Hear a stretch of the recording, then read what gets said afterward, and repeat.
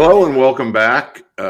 Today we're going to bring back a guest that probably for the last 2 weeks I have had more responses, more questions, and everybody wanted more of Tamara. So I really wanted to make sure that I brought her back because I think this needs to be an ongoing session.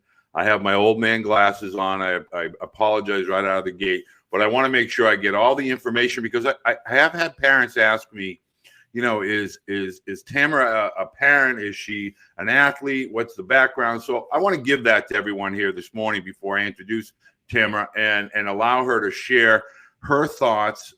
Today's topic is going to be off-season stress, not only for athletes, but also for families, parents in general. And so Tamara Siemon is actually a certified mental performance coach, and she is the owner of Elite Mindset Development. She is a former Division I field hockey player, why I'm wearing my Duke cap, at Duke University. She's an elite amateur triathlete, the mother of 2 children, daughter 14 that plays softball, and a son who is 12 years old and plays baseball. So really speaking from not only past history as an athlete, but as a mom, more importantly. So welcome this morning, Tamara. I appreciate you taking the time to join us again. Thank you, Walt. So happy to be here. And yes, I think I can provide value from, I would say, multiple perspectives. Certainly, it's been a few years since I hung up the cleats. But I think if you're once an athlete, always an athlete, right? And just constantly learning and evolving. And so then, yes, seeing sports through the lens of my children and their travel sports. And then also they play other sports, and that's on purpose. And then my husband, who's done coaching and played baseball at a high level. So we live and breathe it, and we are intentional about how we are trying to raise our kids. Ultimately, their why has to be about them, and it has to be that they love their sport, and then you kind of follow, after that. Well, I think it gives great context that as parents, we in general are always wanting to give our children the best. But as you just hammered home, and I love that, the why, a lot of this, as far as youth athletics as a whole, has to boil down to what is the child's why? Do they love it? Do they enjoy the participation? And I think this also really lends not only credibility as far as from Tamara's experiences as a mom, but able to share from her kind of viewpoint and standpoint as a high-level Division I student athlete back in the day at a prestigious academic university, and all of that gets kind of tied together with regard to being an athlete. So, Tamara, why don't we start off? Why don't you discuss a little bit about, we're kind of into that winding down phase for those spring, summer athletes, and we're kind of making decisions for next year, for 23 and beyond. Let's talk a little bit about those stresses that parents may be feeling as they enter this hibernation time period, as far as with regard to tryouts and camps and showcases and clinics and all those fun things that happen over the off season. Yes, absolutely. And I'll say that this is a very fluid process. So just like you never have it all figured out as a parent, right? Because when you think you do, the whole deck changes. That is kind of the mindset I think that we as parents have to take with our kids. And that is that phrase you hear a lot: get comfortable being uncomfortable.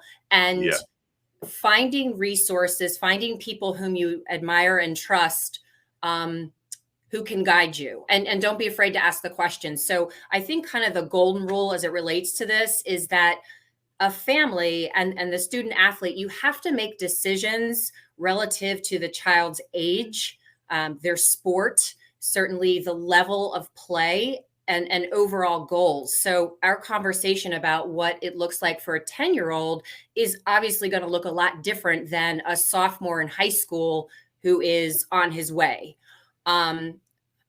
I think that the off season, first of all, we all need to take a breath, We all need to Amen. decompress. It Right. is an opportunity. There's no eighth grader, even if he's signing, and I see those letter of intents on Twitter, but what does that really mean? You know, the kid's not even developed yet. He hasn't even hit puberty yet. So we need to look at the off season as an opportunity to breathe as a family and consider what are the other interests. So, like, for example, my son, he's playing basketball, and obviously it's a different skill set than baseball. He's winded. He's not in basketball shape yet, but it's great for him. And it's great for him to understand movement, right? And strategy and being a good teammate.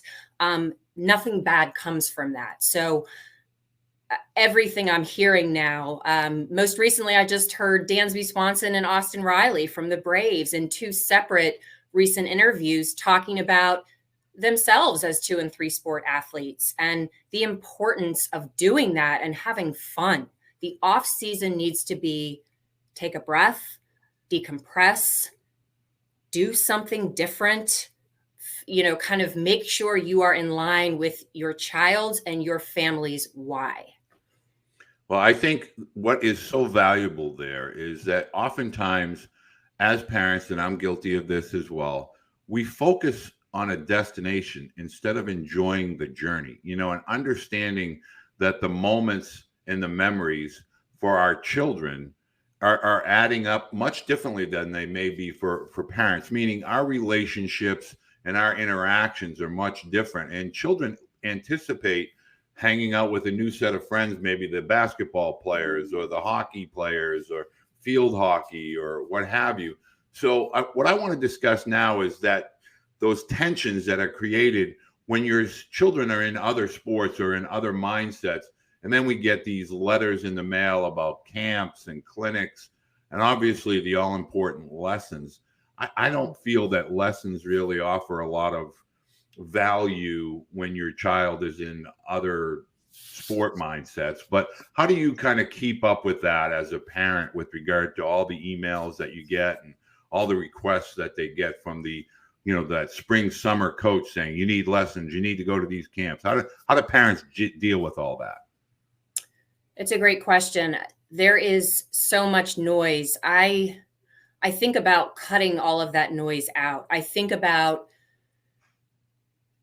going to kind of the front of the process. So I'm hoping that you're with a coach whose philosophy you support, right? You see that he is good for your son or daughter and that he believes in being well-rounded. He believes in the power of rest, both physically and mentally. So if you're not and you're on that hamster wheel, then and you're feeling that alarm and that anxiety, then that is a red flag. That is not how this is supposed to be.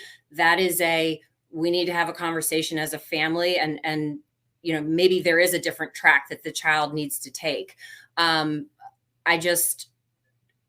think that you kind of have to say no. You have to stop being in a reactive consumption state and decide what is best for your child and your family, which is we need to rest. We need to rest our mind and our body from the stress. We need to just play another sport, play an instrument, pick up a hobby. Like we need as a family to recharge and the child needs to recharge. So you would know better than I, but what camp is going to benefit a 12 or a 13-year-old in terms of getting them signed to a college? Yeah, really, at this time in this stage, I think a lot of parents have a misunderstanding or they're underinformed with regard to how the whole process plays out. And I really try to stress to parents the importance of being present in your now, not only as a parent, but as far as being a leader for your child. Meaning, if we think it's a big deal, they're going to think it's a big deal. And at the end of the day, at 12 or 13, we're in this new kind of stage in life. We're about to hit those teenage years. There's a lot of other stresses that get involved, and college coaches more strongly today than ever before kind of pulling back, pulling the reins back. And so they're really not as engaged with those younger student athletes as much as parents are led to believe.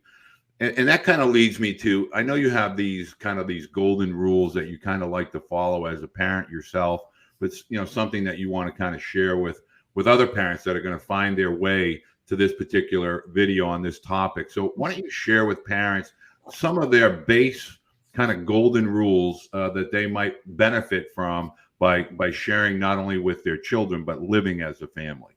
Yes. And these are things that have been formed through trial and error, right? I've lived it. I'm not preaching as a Monday morning quarterback. I've experienced it. Rest, rest your body and your mind from the grind of your sport. Also, as a parent of travel ball, I've done the softball, which is, hey, let's play 10 games in a day. And then I've done the, so we're literally like out for 24 hours. And then I've done the baseball where it's Friday, Saturday, Sunday, and you're packing for, it looks like a 2-week trip. That's exhausting. And then you're supposed to get up Monday morning and go to work and actually function and contribute, and then also still be a good parent. We're not meant to do that. We're not meant to we're not robots. So I'm getting worked up as I'm talking about it. We need to decompress, right? So as I mentioned before, play another sport, but don't sign up for 5 things. Okay. Like less is more. I want us to make decisions with purpose and intention. Don't do something because you feel like you should, like a lesson, or, well, I'm going to sign him up for this, even though he has no interest in playing basketball or wrestling. Find something that the child likes, volunteer, do something, and then kind of just make sure that as a family that you're dialed into your why. Like, who are we? How are we raising our kids? Work on the mental game too. That's kind of a third thing for me, is those mental skills, that tenacity and grit, they're not learning today. And yet those are needed to sustain in sports and then throughout life. So figure out what it means to goal set. Figure out, understand, like listen to a book, listen to an audio book, get clear on your why. And then I would just say for parents, gosh, like go out on a date, go out with some friends, go do something that has nothing to do with your child or your child's sport, because with all of the time, money, and energy we devote, there is that sense of entitlement that we're not trying to pass to them, and they're good kids, but they're getting that sense of entitlement. Well, what I want to end with today, and I think it's critical in today's world, Tamara, when I talk to college coaches universally across the country, they all talk about the need as a staff to teach incoming student athletes about teamwork, and more importantly, being a good teammate. And so what I kind of want to close with today is, can you kind of add some clarity to what that might mean and how parents can assist with their young student athletes on how to instruct and how to teach how to be a good teammate? Yes. So to be a good teammate, I would ask them to define what they think that means. And it is very quickly apparent if they're only focused on their stats, their contributions, they haven't been able to see the full scope, the full picture. And I would give examples. Being a good teammate is sometimes cheering for the kid who's playing in your position and who started because he's performing better than you are. I think of Heredia from the Braves waving the towel in the dugout and having a celebration after one of his Braves teammates does something incredible, right? You never see him sulking. It is about hustling. It is about contributing with positivity, with energy. That in and of itself is leadership. It's about taking ownership of mistakes, right? We all make them, but let's not point fingers. Hey guys, we all make them. he happened to make the third out in the 7th inning and that ended the game, but we had a ton of other outs that were made. So let's not hang it on this kid, and let's also not let him do that to himself. So it's really about we versus me, and it's about the overall goal. And it is a process, right? It's about treating people the way you want to be treated. Well, I think that's an important part of development to high school athlete and potentially college athlete and beyond. Understanding the roles of being a part of a team, I think are critical to not only success as an individual, but to have success in all aspects of life. Being a team player and a participant in a team teaches you to be part of a business, teaches you to be part of a family. So it has a much deeper meaning than just athletics. And I want to make sure that people are aware. We're going to have Tamara on at least once a month, maybe a couple times a month as we're in the off season and I'm getting questions. If you have a question on today's video, I encourage you, leave a comment. We're going to get to that. We're going to have Tamara's all her personal information as far as with regard to how to reach her via social media, her website, or her email. Tamara, why don't you just kind of share with people quickly that watch and want to take a note? How can they reach you directly? Sure. So my website is elitemindsetdevelopment.com. And then that is the handle for Instagram and Facebook, Elite Mindset Development.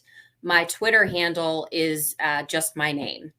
So you can reach me any of those places. I welcome any and all conversation. I am here to kind of bridge that gap, right, between the physical part of sport and then knowing these kids have an ability, but kind of getting them to translate that into actual game time, but then also into life. I'm here to support however I can.